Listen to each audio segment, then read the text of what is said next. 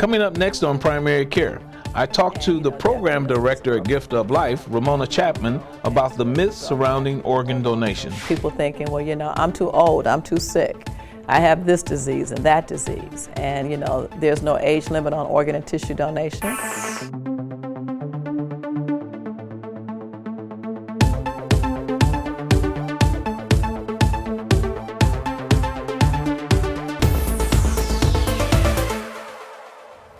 Hello, and welcome to Primary Care. I'm your host, Dr. Lonnie Joe. Did you know that every 10 minutes, a new name is added to the more than 120,000 people on the National Organ Transplant waiting list? And every day, 22 people will die waiting for those transplants.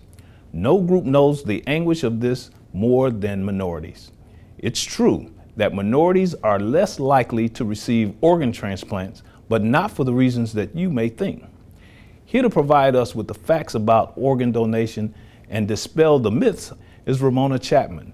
Ramona is the program director for the Gift of Life Minority Organ Transplant Tissue Education Program, known as MOTEP. Ramona, welcome to the show. Thank you so much for joining us. Thank you, Dr. Joe. It's a pleasure to be here. One of the main reasons, Ramona, that I wanted to do this show and to highlight this whole subject about minorities receiving and becoming transplant donors is because it is not talked about enough in our community, and it shows in our numbers. The Black community has a need that is greater than any other in this arena that we know of. However, we don't talk about it and we don't donate. Why is that? We don't donate and talk about it because we just have a historical perspective about organ and tissue donation that is not a healthy one. And definitely there's some historical things that happened a long time ago. And so as a result of that, people hold on to those myths and misconceptions. They feel like if they sign up on the Michigan Organ Donor Registry and get to the hospital, they're going to try to take their kidneys. You're not going to try to save their lives. We don't trust the healthcare profession because of different things that have occurred. But we found out that probably one of the biggest reasons that people really had not been coming into our communities talking about the need for organ and tissue donation. So it was an education issue. It was an education issue, really, and still with that education mission, there's still sometimes challenges because of all of the myths and misconceptions, the healthcare disparities, people feeling as though they're not getting proper health care on the front end and then wanting to be altruistic on the back end. So once we realized that we've been able to marry that message to the need of, people with diabetes and high blood pressure, the two leading causes that the African American community needs transplants, we've seen those numbers go up. Unfortunately, not to the need rate, but we have seen them increase. So there are other issues around transplant and donation, religious beliefs, yes, age, illness, racism. Those all affect the attitudes that we see exist in the minority community in terms of donation. Definitely so. That, again, this whole concept of, that if I give up my organs, they will go to people that don't look like me, people that are rich and have resources, and so those persons that look like me will not get those organs. And so therefore having persons that have received organ transplants get out and really kind of help us tell the message and become the living testimonials that people like to see about organ and tissue donation really began to make a difference. Again, people thinking, well, I'm too old, I'm too sick, I have this disease and that disease. And, there's no age limit on organ and tissue donation. There's no disease that prevents you from signing up. At the time of your death, we will do evaluation to see if you can become an organ and tissue donor. But again, we just have realized that because we have not really gone into the communities as much and really talked about this subject matter and made it a really personal subject matter, that sometimes people have still been somewhat reluctant to sign up. Can the church community help in this effort? Legacy reports that I'm going to go back to the Lord with everything that I entered in the world with. What are we doing about spreading this word in the religious community? Again, you're right. That was one of the myths and misconceptions. And so we have an Angels for Life program of where we have 3 ministers who are all organ transplant recipients. Really? 1 deacon, yes. They're recipients. They're all recipients. 1 deacon who is also a recipient that has been, going out. We've done public service announcements, to get that message out, to let people know that, here are people in the faith community that need. We're also trying to get other persons that are in the faith community to talk about it. We know that there are people who need organs in the faith community that are somewhat reluctant to share with their congregations that they need an organ, and that they can definitely sign up to become an organ tissue donor. So we have Angels for Life Sundays where we go to churches and we go to different mosques and temples to sign people up. We have National Donor Sabbath Weekend where we do a concert every year, again, to try to make sure that the message is getting out in a way through music, through testimonials, that people don't feel so threatened, that they can talk to people about and they can hear about it. And so just constantly getting that message more and more out into our faith communities. Help our viewing audience understand a little bit about the types of organ donations that occur. What are the most popular, not popular, but what are the most common, the ones that might have some limitations in terms of being difficult for our community to understand and to get involved in? If you start talking about transplanting my heart, it takes a different tone as opposed to transplanting my kidney. Okay, talk to us about how we respond to that. You are correct. Well, our greatest need is kidneys. 46% of the people in Michigan need kidney transplants. And with kidneys, because we match them by antigens, 3 from your mother, 3 from your father, you usually get your best match from someone that is usually in your family. But because of diseases such as high blood pressure and diabetes, rather than many times people being able to get a living donor from one of their relatives, it kind of becomes a screening for hypertension and diabetes. And so therefore, if you're not able to get an organ from someone in your family, the next thing is your ethnic community. And so you'll get a greater match with persons that are in the ethnic community. And so that's why MOTEP was started, to make sure that we could increase those persons in various ethnic communities signing up to become organ and tissue donors. Tell us about how the numbers look. How many African Americans in this country are waiting for an organ? Of that 120,000 people that are waiting, 85,000 of those persons are waiting for kidneys. And of that, 35% of them are African American. The next highest organ that African Americans are waiting for are heart transplants, and then liver transplants. Again, you also asked me about what organs can people give. While they're still alive, you can donate a kidney. You can donate part of your liver. The first adult-to-adult living liver transplant occurred here in the state of Michigan, and so amongst an African American woman and her daughter. And so that's something that, once again, we need to make sure those messages are getting out. So you don't have to die to be a donor. You don't have to die to be a donor. You can actually assist with these efforts. I know at the celebration in California that my family attended, we ran across a young lady who had donated part of her liver twice and was volunteering to do it a third time. That would be 3 people that she did not know. There were no relatives involved. She felt that so strongly about organ donation that she felt that she could contribute in this way. That's a major sacrifice. That's a major sacrifice and a wonderful story, because again, as we talk about the faith community, we are so designed to give. And we know that when people donate a part of their liver, within 30 days, their liver has regenerated to 90%. And so again, for those of us who believe in faith and talk about faith, that it's a wonderful opportunity for us to exercise that faith. So I'm a doctor. What should doctors, me and my colleagues, what should we be telling patients that we see every day with all these disease states? How should we insert this organ donation message into our conversation? I think because you're a trusted person that people come, we trust our physicians. And so just having that conversation, just like we talk about advance directives and what people want to do, that, having it in a conversation where people are not in a crisis mode, to let them know that they can talk to their families about it, to let them know the importance. And again, everybody will know someone in their family, in their church, in the community that is in need of an organ transplant. We all know someone that is on dialysis. There are more dialysis centers now in the city of Detroit than there are at McDonald's. And so therefore, there's an opportunity for us, for physicians to introduce the conversation in a non-threatening way, to have materials in your office, to have brochures in your office, to participate in different activities that we have. We have a Blue and Green Day that we just ask people to kind of wear blue and green, our Donate Life colors. We're going to take a short break. More primary care when we return. My name is Blake.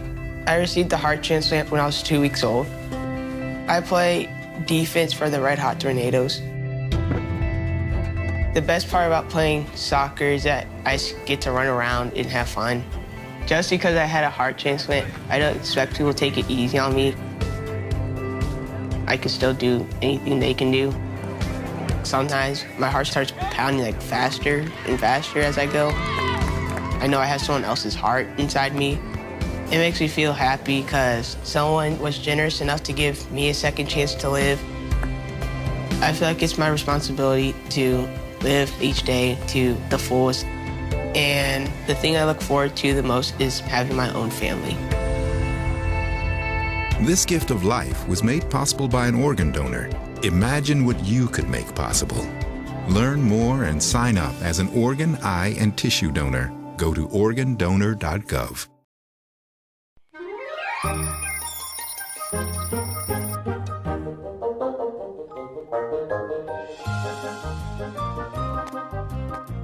We women sure know a lot of numbers by heart. But do you know the most critical numbers for your heart health? That knowledge could save your life. Do you know your numbers? Talk to your healthcare provider today to learn your health numbers. Your heart depends on it. Hart, what's going on? I'm leaving. Why? What did I do? Not enough. The pressure's too much. I quit. I get it. I can do better. Just please Don't leave. Don't let your heart quit on you. Get your uncontrolled high blood pressure to a healthy range before it's too late. We're here with Ramona Chapman, the director of Gift of Life MOTEP, the Michigan Organ Tissue Transplant Education Program. Ramona, you've been doing this for quite some time now. Yes. And in your travels, I'm sure that you've gotten an impression as to why people, even those who've received transplants, don't talk about it. They don't talk about it because, again, I think in our community there's just a stigma associated sometimes with, people being sick or people perceiving that people are sick or doing something different. And because people are somewhat unsure about how people are going to respond to them, they choose not to. We've had families that have been donor families that didn't want other people in their family to know. And then at the other times, we've had persons now that are beginning to share those stories more publicly, put that information out in the community. And so I think once we get over some of those myths of, don't tell anybody that this person is sick. Don't tell them that they're on dialysis. Don't tell them that they're this and that. And we began to get over those myths because, again, those are the secrets that are killing us. So people don't know that there are members in your family that die from diabetes or kidney failure, and so we don't tell them. And so as a result of it, they don't know, they don't respond to the symptoms, and by the time that they do respond, unfortunately, they're at end-stage organ failure. Tell us about this campaign of organ donation amongst African Americans, the development of MOTEP, which is just a phenomenal organization that you've put together here and sheltered through all of the ups and downs of this whole discussion of organ donation. Tell us about the history of that. Well, MOTEP was founded 25 years ago by Dr. Clive Callender, a leading transplant surgeon at Howard University. And the conversation and the founding of MOTEP began with a simple question. That is, why did people need at such great rates, but minority communities were, giving at such low rates? And so as a result of that, he did focus groups in the Washington, D.C. area and came up with 5 reasons. Again, the mistrust of the healthcare system, racism, fear of premature death, people's religious beliefs, and again, because people were not coming into the community. And so MOTEP came to Michigan in 1995. And even though I was not the first person that started with MOTEP, I have been there now, will almost be 20 years. And I always tell people I wasn't the first, but I was the best. And I was the one that was able to come in and to really just embrace this concept. Because the wonderful thing about the MOTEP model is it talked about not only people needing transplant, but trying to prevent transplantation. And so the mission of National MOTEP is to reduce the amount of ethnic minorities, needing transplants. And so marrying that message of letting people know that we were committed to their health on the front end, as well as that they had an opportunity to save lives on the back end. And it has just been a fantastic career. It's a career where I believe that the three disciplines of my life have come together: spirituality, science, and education. And so I'm blessed every day to do what I love to do. That's a great combination. MOTEP has a walk every year here in Detroit that my wife and I have participated in. You know our story well in terms of the loss of our daughter. Is that something that's duplicated across the country? There are various walks across the country. Many of them are much larger than our walk, but I don't think any of them are any more meaningful than our walk. And I do have to say I want to thank you and your wife again for not only participating in our walk, but having the Detroit Tigers participate, and that our Circle of Life Gardens named after your daughter.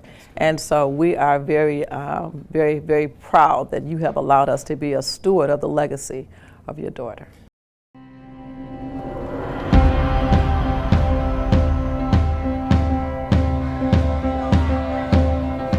In November of 2010, I lost my daughter. She was 38 years old and she died of an asthma attack. Almost 21 years ago, after playing professional football with the Tampa Bay Buccaneers, I was told that I needed a kidney transplant. A very close friend of mine, they were an organ donor. When you lose someone, there's something meaningful to know that their life continues on through the lives of others. I do know through the Lions Club of Philadelphia that there is a person who received her corneas and can see now. I'm very blessed and fortunate to be alive today, and it's just a tremendous experience to know that somebody gave their life so that I could have mine. We are here in beautiful Belle Isle. Over there is the great city of Detroit. 40% of all the patients who are waiting for a life-saving organ transplant live in that city. Today we are having Life Walk, which is a walk-run, 5K, 10K walk-run that is really about, again, raising awareness. You can't have a transplant unless you have a donor. And so the best way to have a donation is for individuals to register to become a donor. The people that you're going to help are going to be your neighbors, your family. You have so many people with kidney disease in the Detroit area that if people in the Detroit area do not donate, those people are going to have to wait a lot longer or die on the waiting list. So you'll definitely be helping the people directly on your block in your city. She was a registered organ donor, so knowing that that was already her wish, it was easy for me to accept that. Since that time, I've not only accepted it, I promoted, I supported, and knowing a little bit about transplantation through working with MOTEP, I've just gotten more and more involved. MOTEP, Minority Organ Tissue Transplant Education Program. MOTEP is a community organization that has been instrumental in increasing organ donation for minority communities. For 18 years, we have seen the dynamics go from a very small group of people who came out during the first walk, I think it was 20 of us, to now what we're expecting to be several thousand. We have donor families here, we have recipients here, we have supporters, caregivers, and people who just are really excited about making a difference in the lives of others. Last year, Gift of Life Michigan coordinated the transplants of nearly 1,000 patients. To put that in perspective, every transplant typically lasts around 20 years, and 20,000 years of life will occur. And think about that, 20,000 birthdays, 20,000 graduations, 20,000 weddings, just in 1 year. 4 years ago in Michigan, just 27% of the people were registered on the Gift of Life registry. And I'm so happy to announce today that 52% of adults are registered on the organ donor registry. Anyone who's out there who's considering organ and tissue donation, I would say to them that think about others, think about life, think about yourself. If you were in that position and you need it, would you want someone to give to you? So if you are man enough or woman enough to be accepting, you need to be man and woman enough to be giving. So it's about giving. It's not about anything taken or anybody trying to deceive you. It's about giving the best gift that you can give, and that's the gift of life.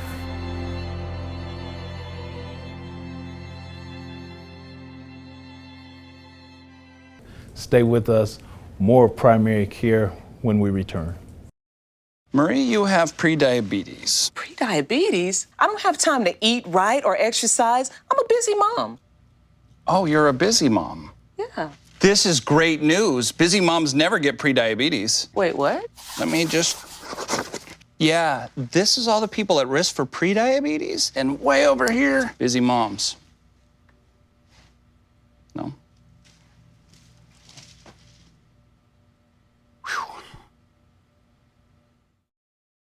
Chris Domine is a husband, father, an athlete, even an Ironman. But 10 years ago, Chris's kidneys were failing. The doctor said if you don't do dialysis, if you don't get a kidney transplant, you are going to die. Then Chris received a second chance, made possible by an organ donor. Your well-being changes from loss of hope to better times ahead. Imagine what you could make possible. Learn more and sign up as an organ, eye, and tissue donor. Go to organdonor.gov.